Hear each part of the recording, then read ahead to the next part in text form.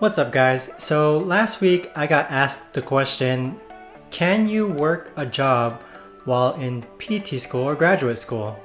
My simple answer to that is simply no, you cannot. I mean, it's way too stressful. PT school enough is already stressful, so that's it. That's the end of the video. My simple answer is no. See you in the next video. Oh, I see you guys are still here. So I'm thinking you're looking for a more elaborate answer. So, 1 second. Alright, so I can give you 3 ways that my friends and I in PT school right now are using in order to make money while in school. For way number 1, when I was first applying to PT school, something that kept reoccurring was that the people that were interviewing me were mentioning something along the lines of work-study position programs that were available at their schools. And what this means is that they'll have like various jobs within the school, such as assistant at the front desk, or assistant for the school of physical therapy, or person in charge of filling up the printer paper, or another job for filling up the coffee maker. And all these gigs were paid by the school and they were called work-study positions. And I actually have a work-study position myself where I'm an assistant at the School of Education, which is right next to the School of Physical Therapy. So what I can say is that the work-study positions definitely give me an opportunity to make money while in school so I can pay for other things myself. So 80 to 90% of the time I do spend the majority of my time studying, which is absolutely phenomenal. And then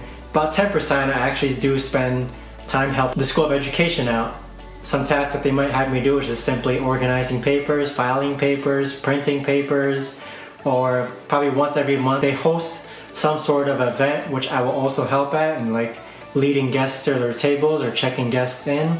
But overall, I would say that a work-study position program, ask about that when you're interviewing at a school and see if they have it, because it really is a great opportunity to study while in school and make money. Way number 2 to make money is something that I've been doing since I was in high school. So this goes along the lines of, we're in an internet age, and so it's really easy to make money online.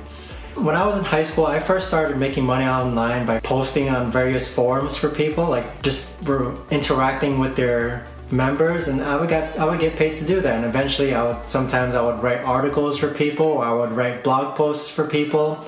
Occasionally I would relieve honest product reviews for people. But nowadays what I've reverted to, and ultimately have been doing for the past 6 years, even while in undergrad school, was video editing. The common thing that all these freelancing gigs online have is that they all allow you to work straight from your computer, and I think that's something that can really be taken advantage of, especially while in your physical therapy school. During my breaks, or sometimes even while in work studying when I have nothing to study for, I'll occasionally edit a video for a small business or company or family or friends, and it does add to the extra money that I currently am making in addition to my work study job. My recommendation is, see if you love writing, maybe you can become a writer online for a certain company or small business. Or if you love video editing like me, maybe you can edit some videos on your off time. But freelancing is definitely a way number 2 that I hope you would consider. Way number 3 to deal with the money issues while in physical therapy school is something that I learned from the people in my class who aren't fulfilling a work-study position job or aren't freelancing online. And that's simply something that I choose not to revert to, and that's just to take out more loans when you're already taking out loans for your school. Take out more loans for your living expenses, and that might just be something you might have to revert to. You know, if you're not working and if you can't get a job and if you want to focus purely on school, then that's an okay thing to do though. But at the same time, it does add to your debt, which you already have from paying for school itself. That might be another option for you to take when you get into physical therapy school. Another way to deal with the money issues that my classmates in school are currently doing is they've had money saved up by their parents or even themselves to help with the living expenses while they're in physical therapy school, and it really does pay off. Sometimes I ask them, are you taking out the full loan this trimester?